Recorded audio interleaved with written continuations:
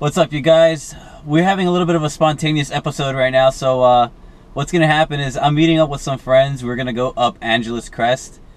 I don't know how far we're supposed to go. I think we're going to go towards like the snow and stuff, so I have no idea at this point. I'm just waiting for them at the gas station right now. We'll see how that goes. So what I actually wanted to talk about was the new NSX and the supposed new S2000. A lot of people that are buying the new NSXs, well, not that they're buying them actually, it's just there's no demand for it, and that's the problem. And that was kind of the problem with the original NSX as well. It was a great car, but it never really sold well. And I'm seeing the same trend with the new NSX as well. Now, the problem with the new NSX is the markup. It's ridiculous. They're pretty much doing the same tactics as like Porsche and Ferrari when it comes to these markups. You're seeing, let's say the car's worth 200 grand or whatever, and they're adding additional 50,000, 60,000, you know, whatever the markup. It's an insane markup. Like, no one's gonna want to pay that. Not to mention that the car itself isn't that much of a performer per se. Now, when I say that it's not that much of a performer, I mean to say that there are better cars for the money. Like, for example, 488. That one is a much better car than that car. I mean, don't get me wrong, the NSX, you know, I'm a Honda fanboy true and through, but at the same time, I know when it's time to acknowledge that this other car is better. And for the money that you're paying for, I think that the 488 is a much better car. Same thing goes for the Porsches. Like, if you're looking at, let's say, the GT3, or even like the regular Turbo or the Turbo S, any of those models will be a lot better than the NSX. And the NSX, for the price that they're asking for, is just, it's not cutting it. I'm gonna have to apologize ahead of time if I look a little serious as I'm driving. I'm actually following one of my friends. He's actually a really good driver. You might see his car later on in a future video, or maybe even tonight, but with the low visibility, it's gonna be hard to like get a good idea of what his car is. But it's another S2000, it's another 07, but his is a little bit more modified than mine. And when I say a little bit, it's a lot more modified than mine. It's got wide fenders, it's got huge 18-inch wheels, wide tires on R88s. Crazy car, and it's got a little bit of some other mods done to it, especially to the engine. Anyway, back to the topic at hand. So yeah, the new NSX, as I was saying, I mean, it's just not all that worth it for the money, and it doesn't really follow, you know, kind of like the same recipe as the old NSX did. So the old NSX, the only reason why they liked it was because A, it was a super reliable supercar. Two, it was I don't know, I guess you can say it was really pretty. Like, I think, you know, the new design is nice, don't get me wrong, but I mean, you can't really deny the Pininfarina body style that was on the NSX. I mean, that thing is gorgeous. It is timeless.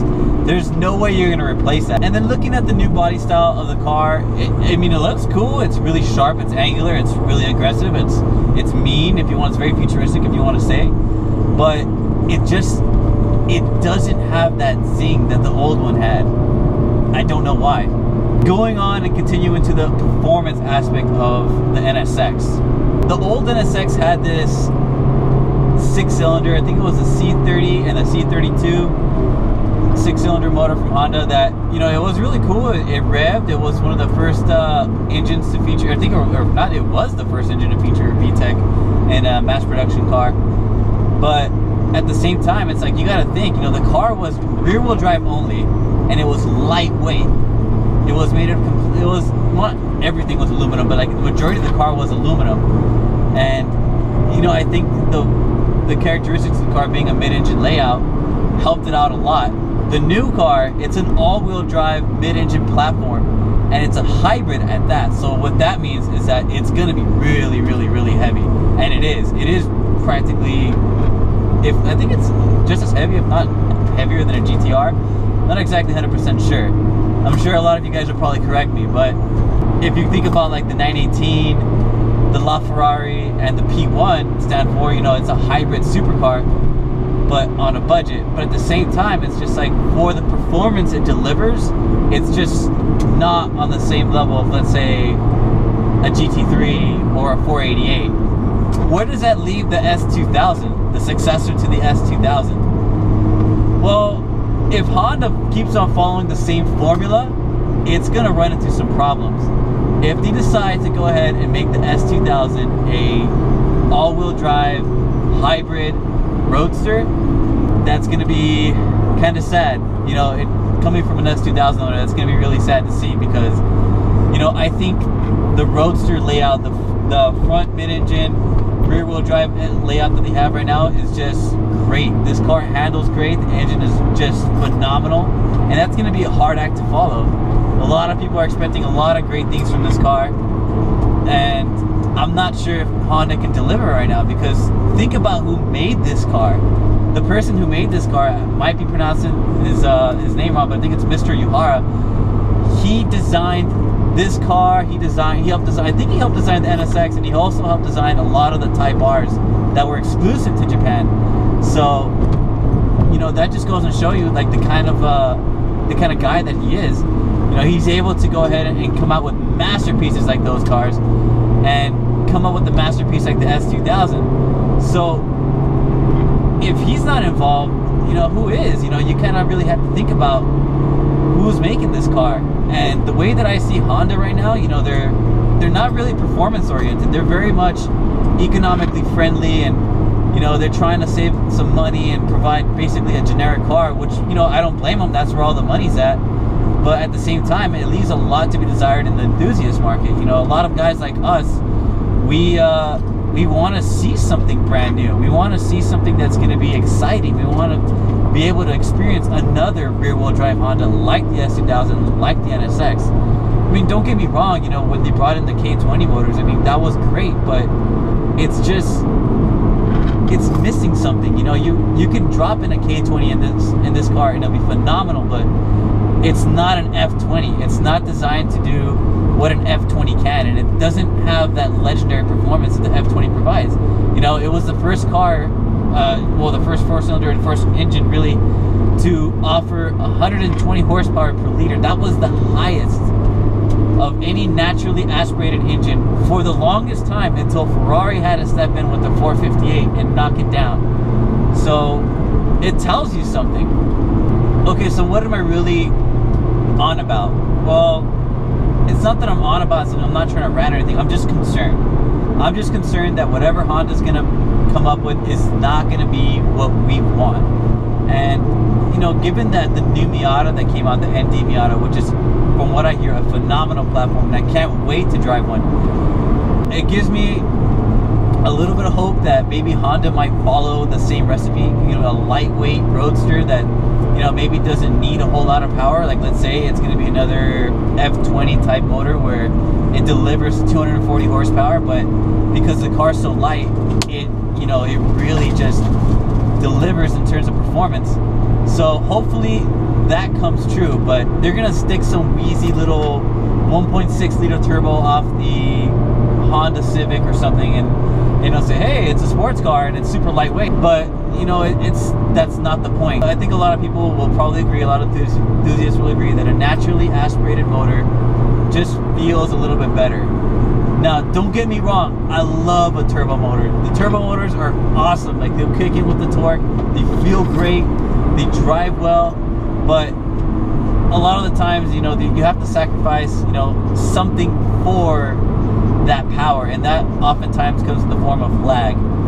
And, you know, it's not going to be like, let's say, like Porsche with their, I don't know if it's an anti-lag system, but it's pretty much, you know, the turbo's constantly spooling at a certain rate where it's constantly in boost if you need it to be. So it's not going to be like that. I mean, we're talking about Honda. Honda's not going to come up with that stuff for us. It's, you know, it's unfortunate, but it's kind of true. And I'm not bashing Honda, because I think, you know, Honda makes some of the greatest cars out there, you know, for the money and for the performance you get out of it. Like the Type Rs and the S2000s, you know, they're great, reliable cars. And if you're going to go take a car to a track day, you know, I wouldn't be surprised if someone showed up in an S2000, because they're just that good. I am so glad I taped up my car's front bumper before I went up here, because there's rocks being thrown everywhere. And I could just imagine the guy in front of me who's right behind my friend. He's probably getting rock chips right now as we speak. So at the end of the day, I think Honda has to make their quota. You know, I think they're going to come up with a car that can satisfy the accountants, and it's going to somewhat satisfy the enthusiasts.